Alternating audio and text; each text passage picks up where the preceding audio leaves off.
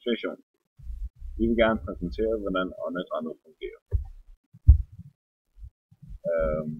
Brystkassen udvides aktivt ved at ribbensmusklerne og mellembrystmusklen kontraherer.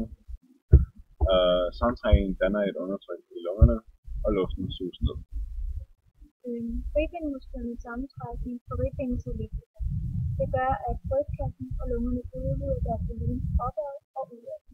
Samtidig sker der en sammentrækning af diafragma, og det medfører en udvidelse nedad. Lungevævet følger brystkassens udvidelse i de to hænder, gør, at de følger med hinanden. Den ene hænde sidder på ydersiden af lungen, og den anden sidder på indersiden af brystkassen. Mellem disse to hænder sidder der en væske kaldet kloakevæske. Pleurevæsken gør det muligt for lungehinderne at følge hinanden, således at inspirationen er mulig. Jeps. Og hvis man gerne, vil vi også gerne lige vise, hvordan lungerne respirationen fungerer. Det har vi fundet her. Der kan man se, at her trækkes luften ind,